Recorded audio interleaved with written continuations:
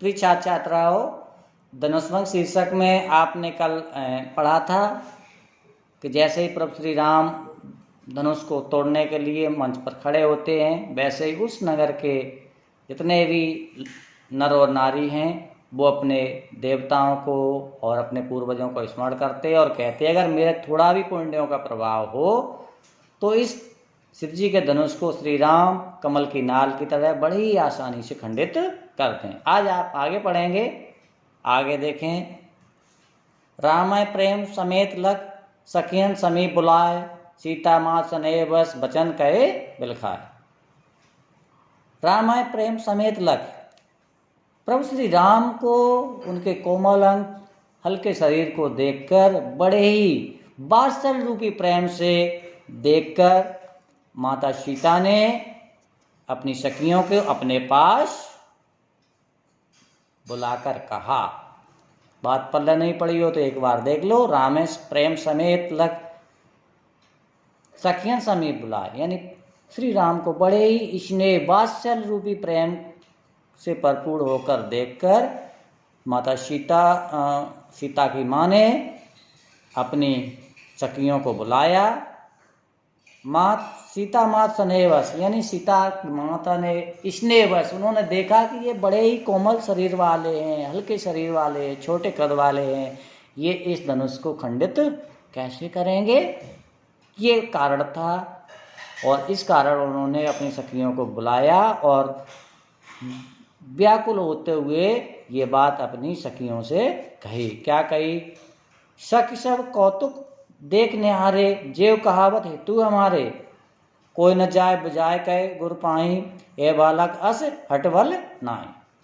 उनकी सीता की माता अपनी सखियों से कहती, हे सखी, यहाँ इस सभा में के मध्य बहुत सारे लोग बैठे हैं, सचिव हैं, राजा के मंत्री हैं, गुरु हैं, सब कुछ, ये सब कौतुक मीन्स होता है तमाशा, ये सब तमाशा देखने वाले हैं। ये सभी जे कहावत हेतु हमारे, ये सभी हमारे हेतु रिश्तेदार यानी हमारे अपने कहलाते हैं और यहाँ ये बैठे हुए सब तमाशा देख रहे हैं।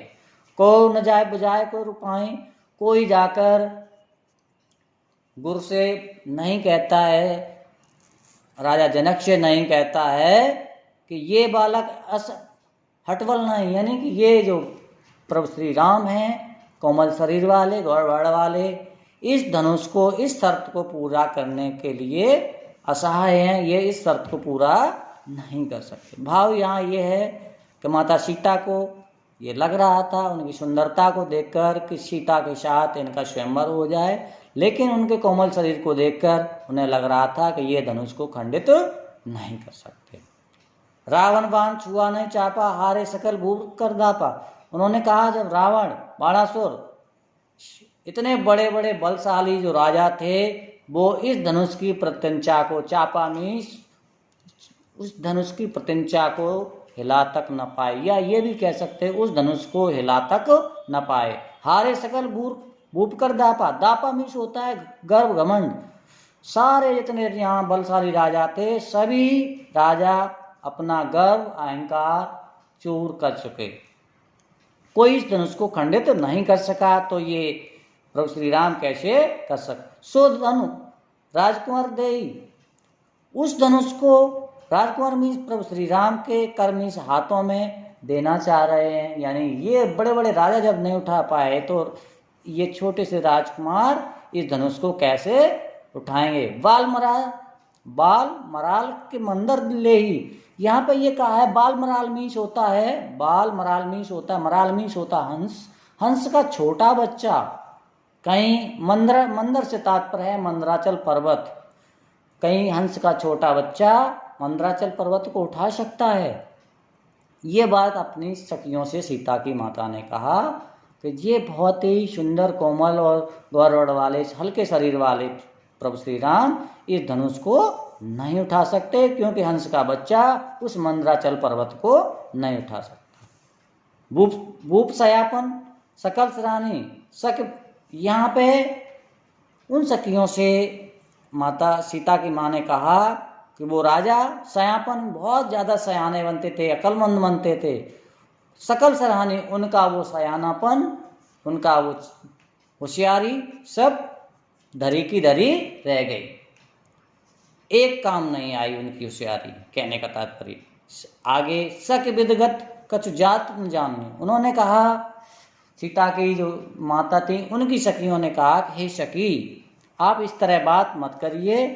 विदमीश विदाता ईश्वर, ईश्वर की गति कुछ जात न जानी, यानी कोई जान नहीं सकता।